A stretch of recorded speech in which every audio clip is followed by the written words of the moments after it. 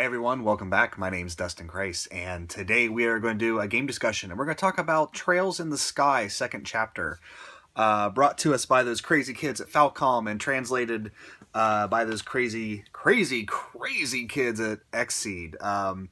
This game was really a labor of love for them to bring out over here because, surprisingly, the first Trails in the Sky, I guess, did not meet sales expectations, and shareholders were not too enthused about the cost of translating the second game. And then there's the mere fact that the second game is just a lot larger than the first game. And Xseed kind of hunkered down, and I think there's actually a written out story on their website about the translation process for this game. They had like 2 or 3 people working on it, and it like drove them to like their marriages were over and they were contemplating suicide and all this stuff. And there was a really long wait for this game, so much so that the console that the game was on, the PSP, is now a legacy console, and the Vita is the new kid in town, even though the Vita now is kind of being phased out as well. It's a really weird time, but it's almost like this game was kind of forgotten in a way. And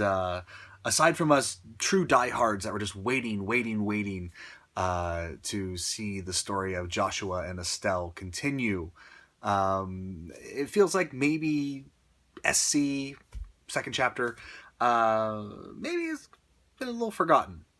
I don't know, because I find that my affinity for looking up news and things like that is just kind of going by the wayside, and I just like to get the games I want to play and play them and not really worry about the internet hype or the YouTube hype or anything like that. But I'm here to tell you that if you loved Trails in the Sky first chapter, you are going to love second chapter. It's exactly what you want.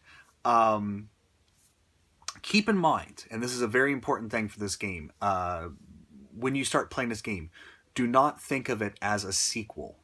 Don't think of it as a sequel. Think of it as a continuation. You're just playing the next part of the same game. Because a lot of the criticisms I've heard about the game is that you visit a lot of the same places, the battle system's the same. Basically everything is the same except the storyline continues on. So if you think like a sequel, better graphics, new battle system, all that kind of stuff, you're going to be really disappointed with this game. However, if you just wanted to see what happens next after that crazy ass cliffhanger, SC is really going to deliver for you. And it was kind of a slow burn for me, because I started playing it and it wasn't really grabbing me right off the bat, because this game it's kind of like the first chapter. It takes a little while to start you off, and then once you hit like a critical point in the storyline, just machine gun straight through the game, can't put the game down. And that's the experience I had. I'm not going to try to spoil the storyline very much, because I think that maybe first chapter was such a I don't know, a lot of people seem to have played Trails in the Sky, but at the same time it still kind of feels like an underground, I don't want to say hidden gem, because I feel like that phrase has been tainted over the years. But it's kind of just sort of a forgotten game in a lot of ways. And it being on the PSP, you can, of course, play it on the Vita by downloading it off the PSN store. It's also on Steam.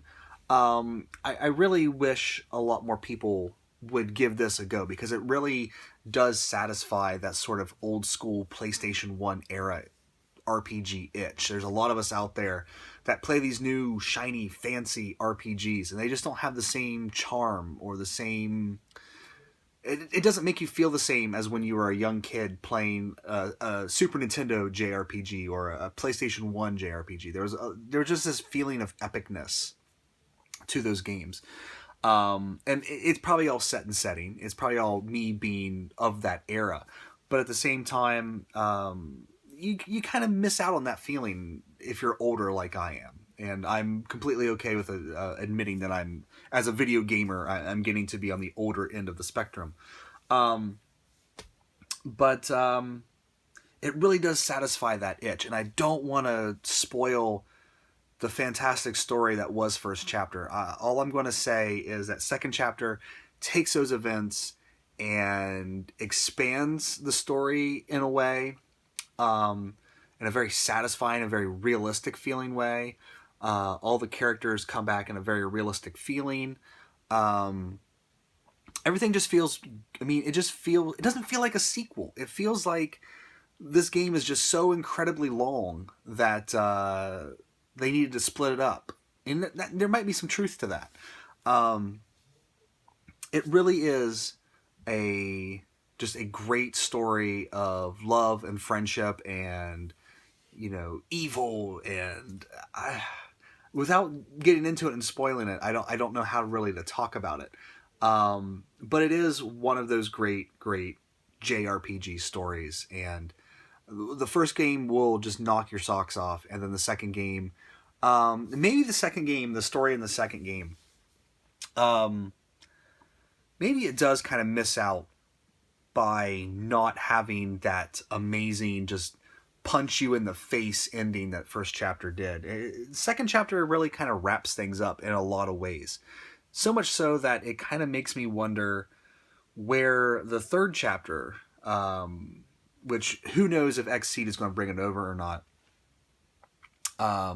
really makes me wonder where that one goes. I've heard that it kind of goes off the rails a little bit, and really, you only need to focus on first and second chapter.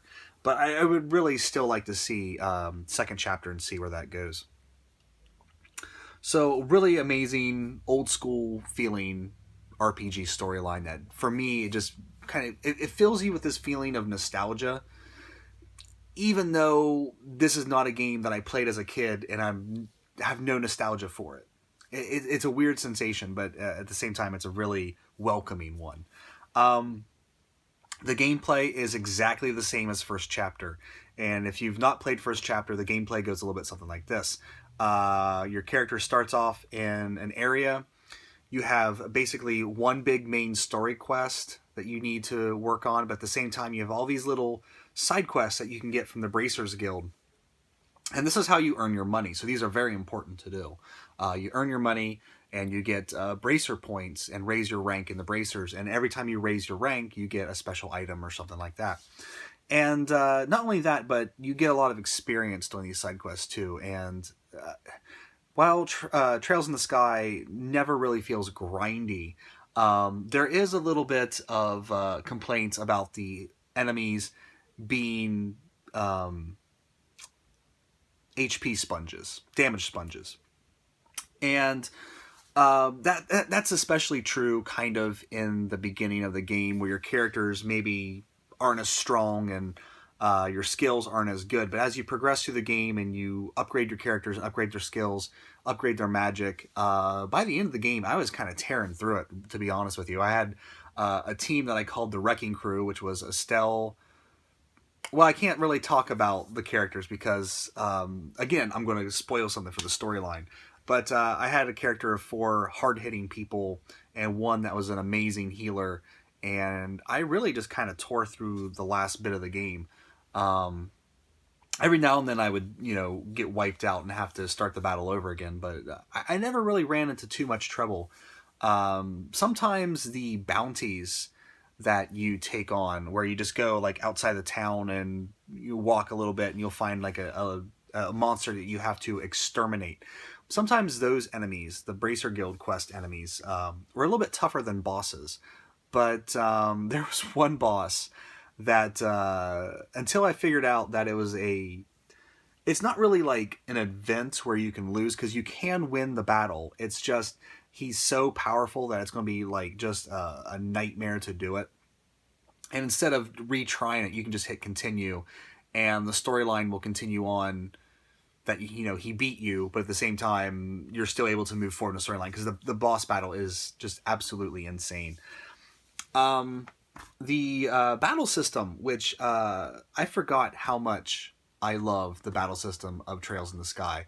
It's kind of a mixture between turn-based and like a strategy RPG like Fire Emblem, or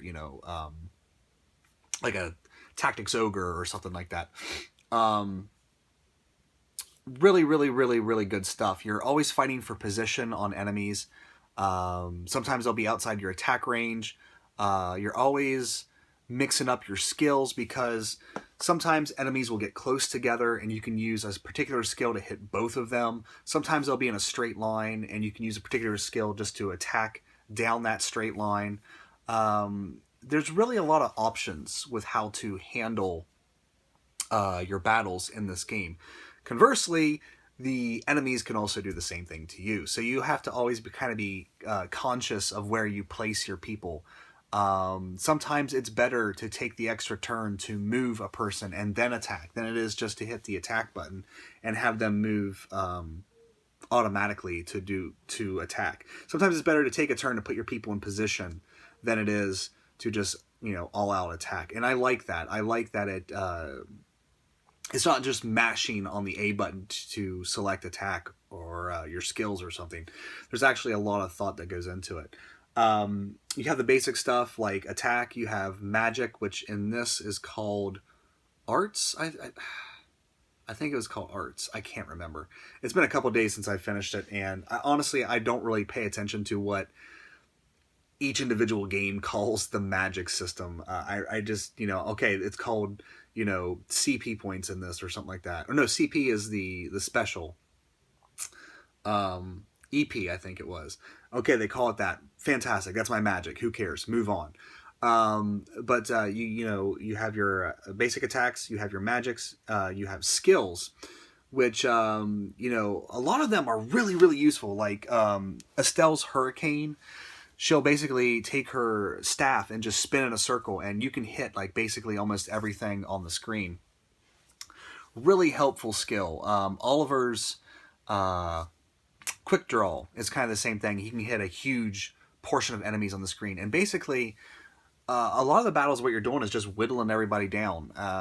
Most RPGs you kind of focus on one enemy at a time, but I found myself really kind of just spreading the wealth out a lot in the battles in Trails in the Sky, and trying to hit as many enemies as I can. And then once I found sort of a weakness in my doing this, then I would exploit the weakness and finish the battle pretty quick. But yeah, a really, really good battle system. The magic system is a little confusing. It kind of reminds me of the materia system from Final Fantasy VII, but it's, of course, a little bit different than that. And I don't know, you put gems in a certain position on this grid, and it gives you bonuses, but I never really paid attention to what the bonuses are. Sometimes if, like, the magic system is just kind of... if it's just a little bit too obtuse, I'm just like, okay, whatever. I'm just putting this here, putting this here, putting this here. I'll figure it out. And usually I do pretty okay with that. That's kind of what I did with Trails in the Sky. I think I felt like I had a better grasp of it when I played first chapter. And then there was such a long wait between first chapter and second chapter that it just went away, and didn't worry about it. But I don't want to make it sound too intimidating. A lot of people kind of complain about the battle system in this game. It's not overly technical. After you get a few battles in, you'll start to get a feel for it. And by the end of the game, you're going to feel like a god. And I like that in RPGs. I like to, when I get to the end of the game, I should feel like I am super powerful. And while I didn't feel super powerful at the end of second chapter, I felt like I could hold my own. And that was a good thing. The graphics are exactly the same as first chapter. I mean, it's the same exact engine. It's got that charming, like the main characters kind of remind me of like the rendered sprites of like Donkey Kong Country and stuff like that, and Super Mario RPG. They kind of have that rendered sprite look. But I mean, you just plops you down in like a 3D overhead world, and you can rotate the cameras, and I mean, it just looks like a PS1 RPG. And some people I don't know. Some people out there might find this to be just atrocious to look at. For me, it was like going home. You know, it was like, I love this. I love that the buildings look blocky. I love that the characters, which the little sprites. I mean, you never really zoom in on them enough to get really good detail, but they are, in certain scenes and everything, extremely well animated. And much like the Suikoden games, I like it when a sprite based game will take the time to really animate the sprites. And these sort of 3D rendered sprites, they look really good and they're animated really well. And there are a few anime cutscenes in the game, and they're nice too. I like it when a game sort of, it's so easy nowadays with the PS4 and the stuff like that to just do everything in engine. And part of me does kind of harken back to want that, you go through this long dungeon, you get to this boss, and then you get to a cutscene, and you can just set the controller down and enjoy it.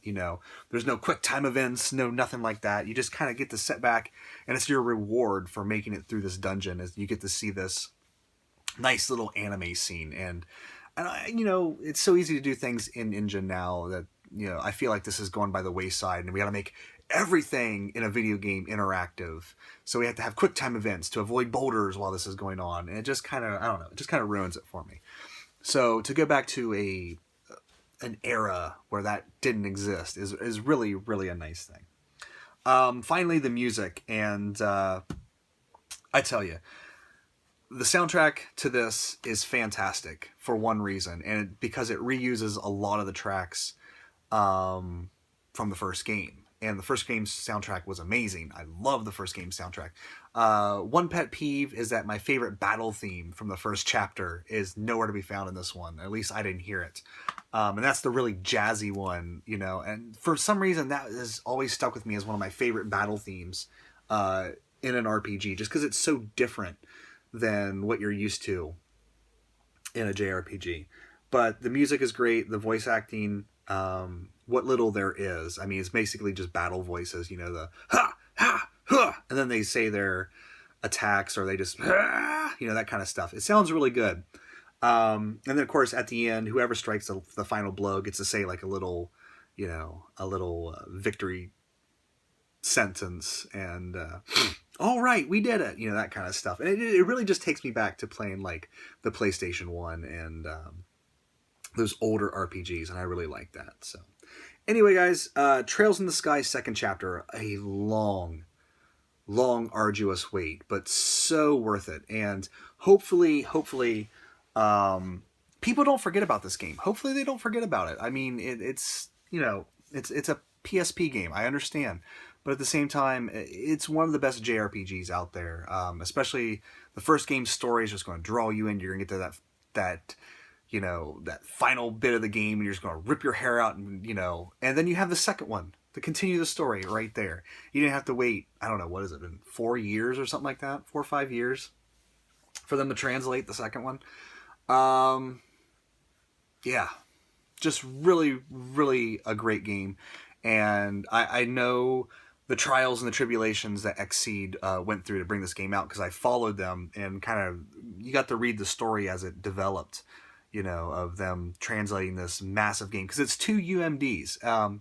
This game took me about 83 hours to beat, and that is even skipping some things, because there were some jobs that you can only do during a certain time period of the game, and I would miss them. So, I maybe missed about 4 or 5 jobs, which maybe would have tacked on, I don't know, maybe 4 or 5 more hours. I don't know. And really a long game, a lot of text, especially when you factor in the fact that you have, I don't know, like maybe 7 or 8 characters. And depending on who you take in your party, it kind of changes the story a little bit. Nothing like in the major thrust of the story, but just like the little comments that characters make and stuff. And I imagine that's where a lot of the the translation problems came from, and there's a lot of books you can read in the game and things like that. There's a lot of reading in this game, so it's easy to understand why Xseed had such a monumental task in translating it. But I'm glad they did it. I'm glad it's out. I thoroughly enjoyed it. It's easily one of my favorite games so far. This, even though the year is new and we haven't played that many games yet, it's easily one of my favorite games. It would have ended very highly on my games of 2015 list had I finished it before the new year. But it'll probably finish pretty highly on the 2016 list. And guys, just give this game a shot. Give Xseed some money for doing this amazing job. Like I said, it's on PSN. You can download it on your Vita. I don't know if you can play it on the PS3 or something like that. I'm not sure about that. You can download it on your PSP. That's how I played it. And it's on Steam. So really a lot of options there to play the game. But just do it. It's really good. And if you're really craving a PS1 era RPG, right there you go. So anyway, guys, that is it for Trails in the Sky second chapter. I want to thank you guys so much for watching. Take care, and I'll see you next time.